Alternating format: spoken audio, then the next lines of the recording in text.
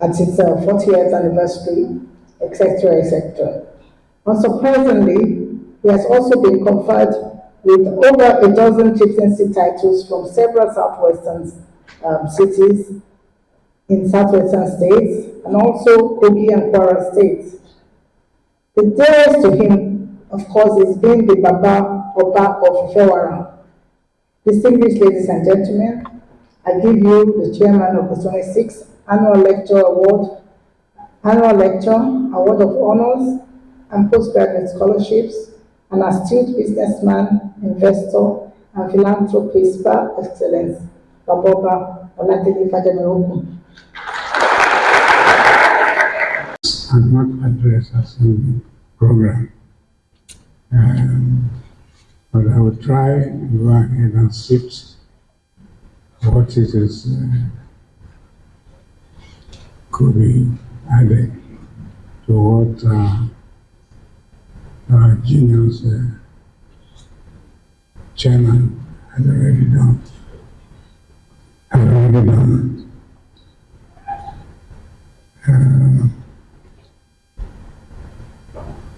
The guest of honor,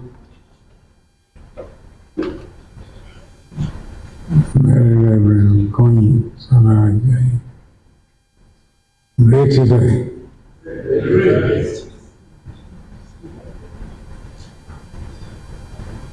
And our honorees, Ashiru, and Yunilagami, and Rafulabi, Joseph. It affords me a great pleasure to welcome you to this annual lecture for this Chief Oluwole Awokoya Foundation.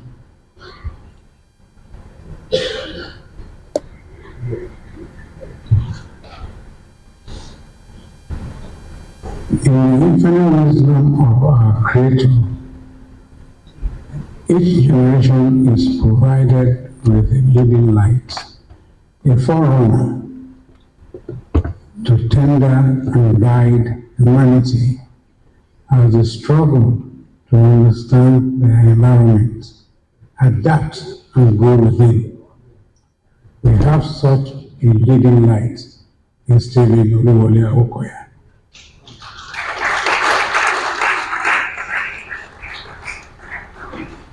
The death of Prof, you are the one making me to jump a lot of my things.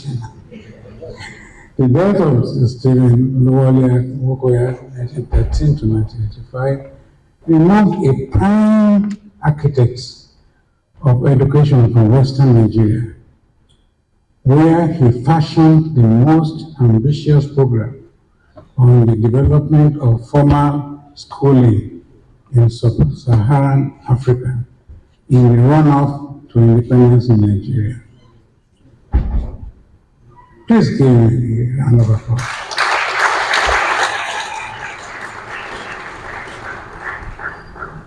Six decades after Awokoya served as First Minister of Education of Western Region in 1952, the experimental character of the indigenous educational scheme he introduced continues to resonate.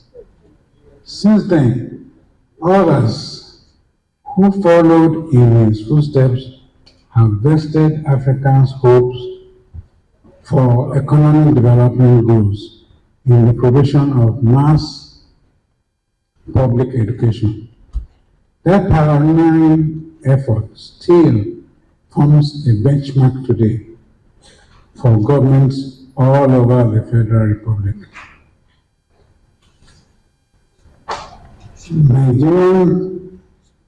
Nigeria's Western region established a very early, ambitious original education policy when self-government began in 1952, adopting to African nationalist wisdom that education could spearhead a development strategy for genuine independence.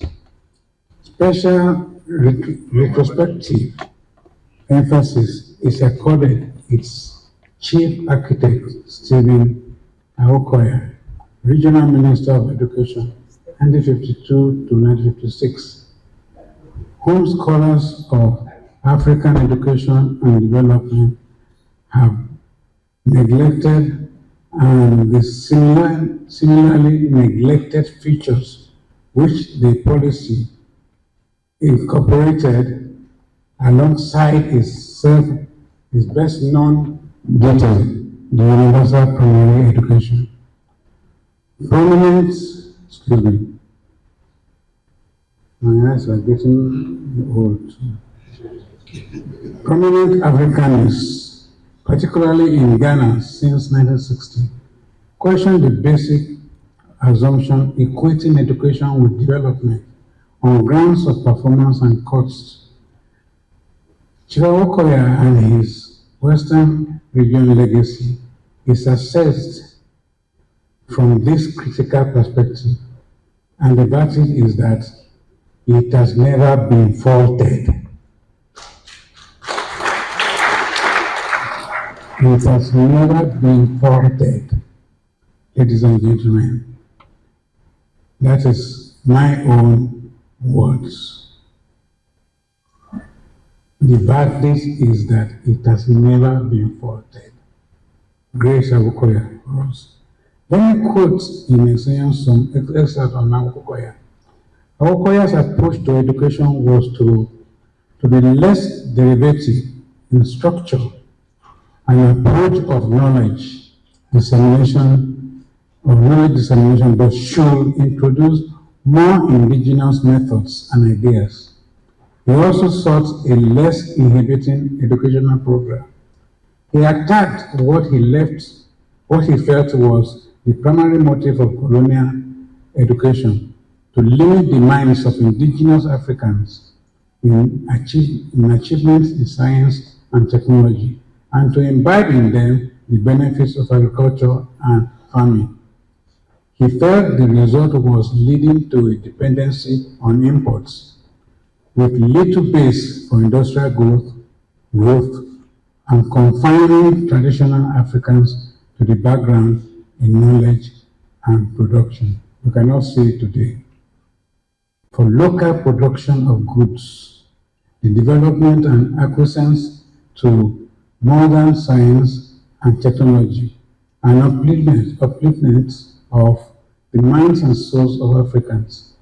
A major critical measure of the policy was also to produce indigenous graduates who can administer the various local, regional, and central administrative organs and structures. Awokoya also challenged the dominance of males in education. At the time, the ratio was about 4-1. He challenged it. Most of the education policies of the era led to the doubling of major indices, including budgetary allocations to education. Primary school enrollment, number of teachers and primary schools all showed significant growth. His universal education scheme won him public accolades, and many of the chagrin of Awolowo fanatics called the schools Awokoya schools. Tension between him and his boss came to a head in 1956 when he resigned his position. He left his position as minister after arguments with Awolowo about education funding. Awokoya desired free UPE, while Awolowo was skeptical.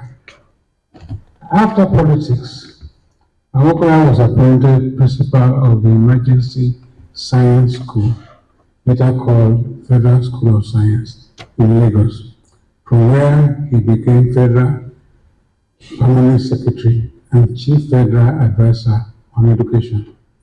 He was also a director at the United Nations Education, Scientific and Cultural Organization, UNESCO, that the Prof mentioned, in Paris for many years. Because of his rich experience in education, he later secured appointment as Professor of Education at the University of Ife. Great Ife. He's a great man, and we are gathered here today to honor and pay tribute to his memory. From the foregoing, my charge for the consideration of the foundation is to examine ways of teaching STEM, SGEM subjects. This is science, technology, engineering, and maths, in quotes, Awokoya, in our indigenous languages, for a farmer-rooted and more inclusive engine of growth. Since the Holy Bible was translated into Yoruba and published in 1884, are we now in the need for a French challenge? Yes. India changed all the science books. China did, and see where they are today. We need to convert into our own language to improve on this. This year's lecture is aptly then a look into the future, providing fits for purpose education for national development. Our future begins now. Again, I welcome you all to Oluwole Awokoya Foundation for Science Education 26th Annual Lecture, and look forward to an intellectual, impactful afternoon. Thank you for attending.